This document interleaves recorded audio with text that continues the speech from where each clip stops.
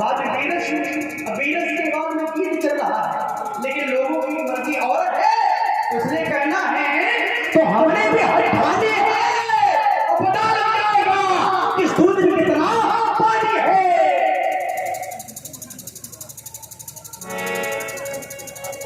तुम्हारा अरे कहलाना चाहे तो कहीं ना काम है कोई अगर कही नहीं कि तुम परशुराम की जटाओं में आग लगा तो वह कहेंगे नहीं तो तुम लगा दो। भाई इतने समझदार लोग हैं, योग्य लोग हैं, ये नहीं रहेंगे जगह में आग लगा दो।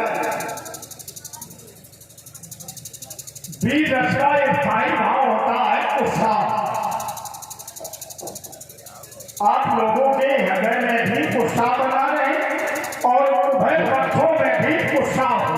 जी मैं ये चाहता हूँ जी कि थोड़ी देर अभी कुछ ज्ञान चर्चा हुआ और वीर रस और वीर रस जब हो जाता है तो फिर कुछ ऐसा नहीं, ज्ञान चर्चा समाप्त हो जाती है। वीर रस हुआ और फिर अभी कुछ नहीं होता। अब हमें भी बचे देगा कुछ ज्ञान चर्चा हो जाए, इसके बाद वीर रस की नहीं, ज्ञान चर्चा तो हो ही रही है। अब लोगों की भावना है क्योंकि आज ऐसा होता रहा है, वही ये देखना पसंद कर रही है। ठीक है, बढ़िया। भाव ये है अहम नीलाम बचनम सुनोमी और सुनो तराजन लगवासा न जाति दोष न देवी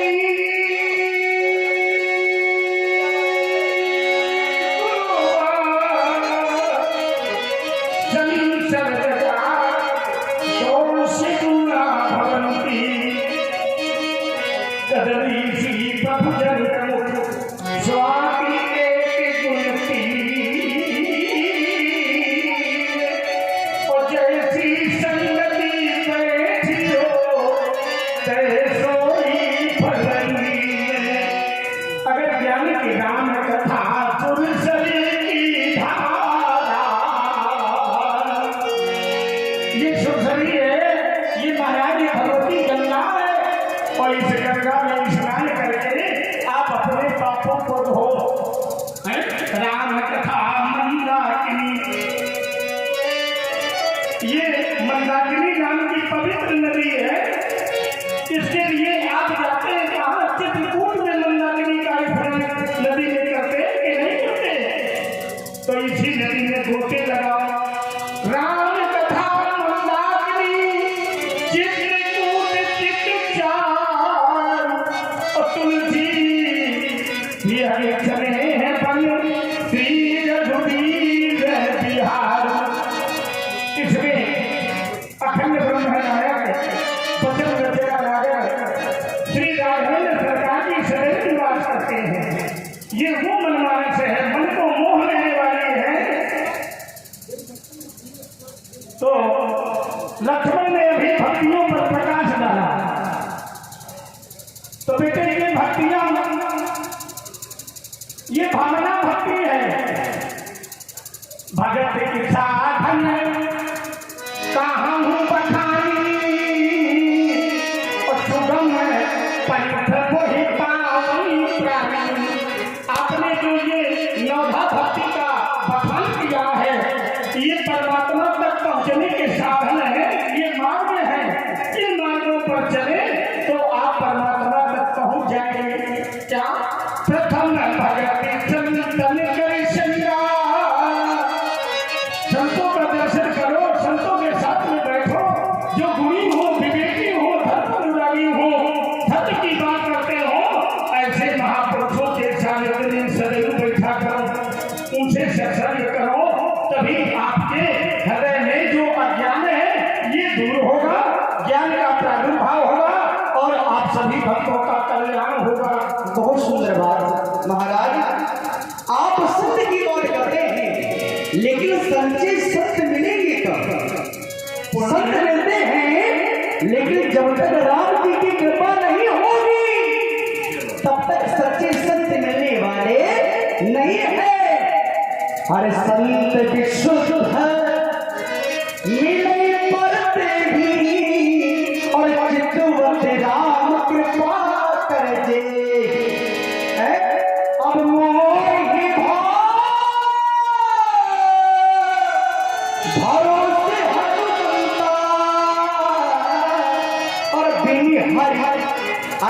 बिन हरि कृपा मिले नहीं संता। पुण्य पुंज बिनु मिलहि न संता। और सत्संगति संसति करी अंता। यदि आप पुनः संसार में आना चाहते हो तो संतों का दर्शन ना करो। हैं? आप लोग जीव हैं, कर्मयोगी हैं, कर्म प्रधान विश्व करी राखा। और जो जस करिए सो तस फल चाखा। जब जीव संसार में आया तो ब्रह्मा जी से कहा, प्रभु हमारा अधिकार क्या है, हमें भी कुछ अधिकार दो। तो ब्रह्मा ने कहा, तुम्हारा केवल अधिकार है कर्म करना, शुभ और अशुभ। जब तुम कर्म करोगे, अब तुम जैसा कर्म करोगे, कर्म है कैसा, शुभ और अशुभ कर्म अनुहारी। और ईश्वर देत फल है विचारी। यदि आप अच्छा कार्य किया तो परमात्मा तुम्हें सदगति देगा, और यदि आपने समाज में अधर्म किया, अपकार किया, पाप किया, तो तुम्हें नरक मिलेगा। अब ये करना तुम्हें है।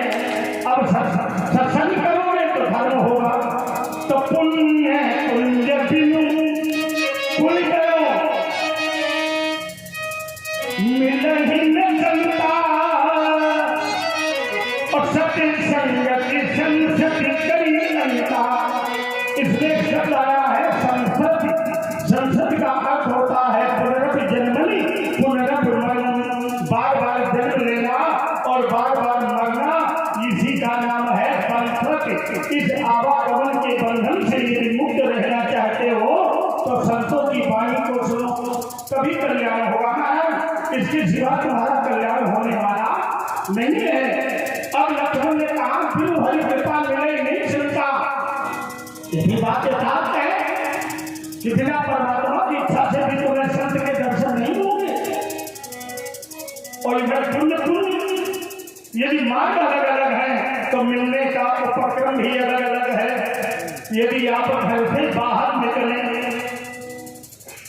और मार्ग में तुम्हें संत मिल जाए, महात्मा मिल जाए, तो जान लेना आज हमारी जन्म जन्मांतर के पुण्य उदय हो गए हैं। जो हमने कर्म किया, आज हमें मार्ग में संत मिल गए।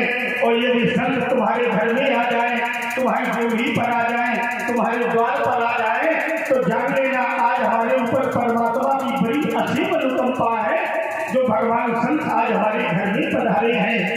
ज्ञानियों ने बताया, जिस घर में नित्य प्रति गाय का चरणोदक नहीं लिया जाता है, ब्राह्मणों का चरणोदक नहीं लिया जाता है, वो महाराज घर नहीं है, वो स्मशान के समान है। अब आप कल्पना करें, क्या मैं नित्य प्रति घर में ब्राह्मणों का सम्मान करता हूँ, ब्राह्मण अपने घर में बुलाता हूँ, उनका चरणोदक लेता हूँ? उत्तर मिला नहीं। यदि ब्राह्मण ना मिले, गाय ना मिले, तो किसी कन्या का आप नित्य पूजन करें। यदि कन्या का पूजन किया तो आपको वही फल मिलेगा। स्कंद पुराण कहता है, दशम पुत्रम समम कन्या। 10 पुत्रों के समान एक कन्या का स्थान है इस समाज में। आप कन्या का पूजन करें, वही फल तुम्हें मिलेगा। लेकिन महाराज, कुछ ना कुछ तो तुम्हें कर्म करना ही पड़ेगा।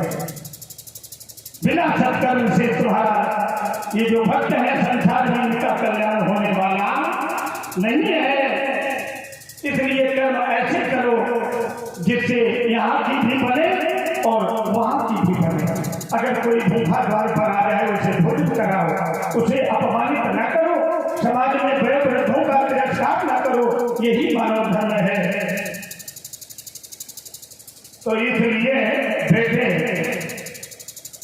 अब जैसा ये व्यास जी कह रहे हैं, अब इनके अनुसार ही कुछ हो जाए। तो बेटे बढ़िया फूलों की दो कभी तो हो जाए, क्योंकि यहाँ ऐसा होता रहा। हम उस महाविराट पुरुष से बाद में मिलेंगे, जरा फूलों की वर्षा हो जाए तो ताकि इनका हृदय आनंदित हो जाए। महाराज, आपने सबसे इतनी बात की है।